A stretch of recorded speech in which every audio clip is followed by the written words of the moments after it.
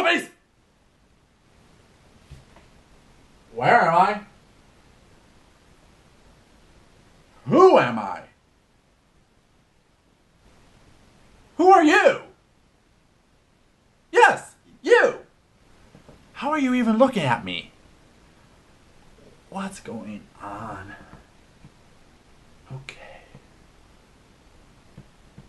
Okay, my memory seems to be waking up. Lazy ass. Let's back up. I was reading something. A book. Yeah, a book. The one where John dies at the end. Wait, that's going too far. Oh God, I need a shave. I'm remembering now. I was reading this book, and I think whatever was written in it caused me to black out. But what on earth could this book hold to black me out?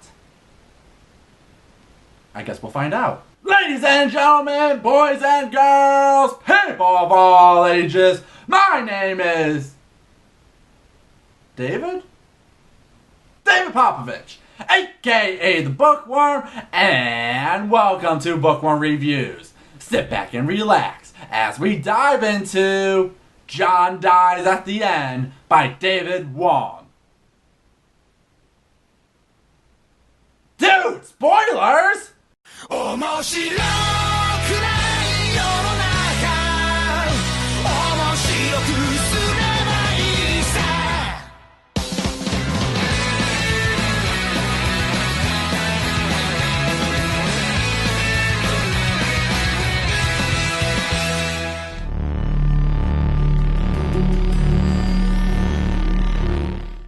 Solving the following riddle will reveal the awful secret behind the universe, assuming you do not go utterly mad in the attempt. The answer is 42.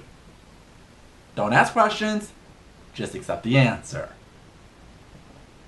It won't matter anyway. So the book is told as a tell-all story. The main character is the author David Wong, but that name isn't real. It's just so no one can find him. He and his best friend John are people with abilities because in their small, undisclosed Midwestern town, there are a lot of people who see things. Frank kept seeing things. Awful things. And over the months, all the king's doctors and all the king's pills couldn't make Frank's waking nightmares go away. The only people who can see these dark things are David and John, but they aren't your traditional haunts. You see, Frank found out the hard way that the dark things lurking in the night don't haunt old houses and abandoned ships. They haunt minds. And they've made it their job more or less to help people with these hellspawns. So, do you guys do this a lot? Off and on, said John. Been doing it for a few years. How does somebody get into this? There was an incident, he said. A series of incidents, I guess. A dead guy, another dead guy, some drugs. It's kind of a long story. Truer words couldn't have been said better. What can also be said is in the first story, their latest client turns out to be one of those hellspawn that, when discovered, bursts into snakes, locks them in the basement by turning the doorknob into a penis, and becomes a literal body of meat. By the way, did you know the X-Men theme song sounds exactly like a Whitney Houston song? Whatever you want from me, I'm giving you everything. I know, right? And most of it doesn't matter, because after this, we are taken forward to David Wong talking to a journalist wanting to know if the stories he's read on the internet about them are true. He had told me he was a reporter for a national magazine and wanted to do a feature on me and my friend John. It wasn't the first request like this, but it was the first one I had to agree to. Then we jump back to the day David and John meet a fake Jamaican with an accent who seems to know more about them than he should. David has a bad feeling and leaves, but John stays. Then the shit hits the fan. Not literally, forget what I said. That night, David gets a call from John freaking out about seeing things. He comes over and gets John out of his apartment, along with a syringe with strange black liquid inside. I remember now. Calling you. It's hard. Everything's running together. I called and called and called, like a shotgun firing in every direction, hoping to hit something. I bet I called you 20 times. Twice. You called me twice, John. Answer my question. David logically believes John is just on a really bad trip since the fake Jamaican gave him the black stuff. But when David gets a call from John, when John is right in front of him, that's when all logic takes a backseat. The black stuff is actually called soy sauce and is said to be able to open worlds. Then David gets injected by the sauce. Like the soy sauce actually injects itself into David. Then the police take John and him in for questioning. At least 9 people were at the one point at closing time, 12 hours ago. 4 of them are missing. Your friend is here. He paused, probably for effect.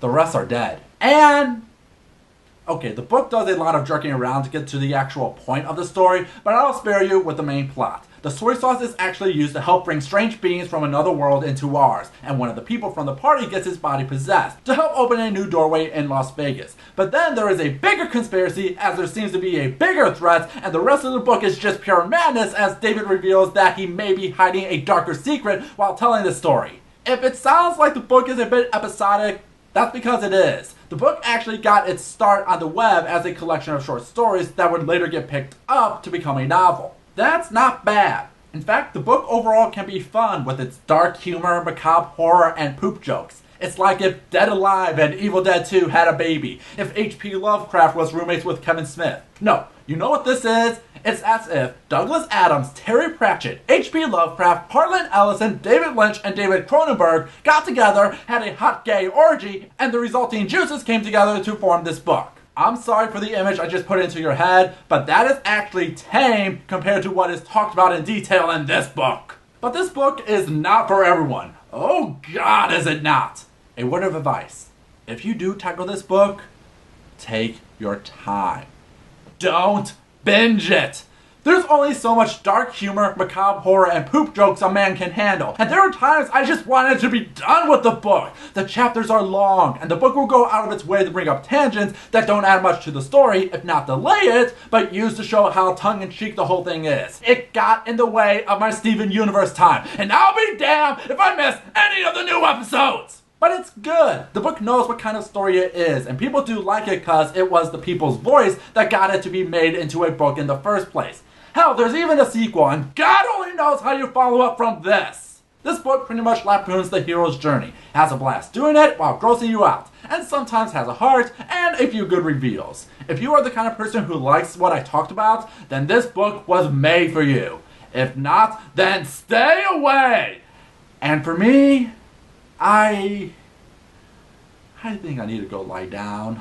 What about you, Internet? What's your opinion about John dies at the end? A special thanks to Decimamia83, fun name, for suggesting the book. Thank you for your support. If you have a book you would like me to review, let me know in the comments below.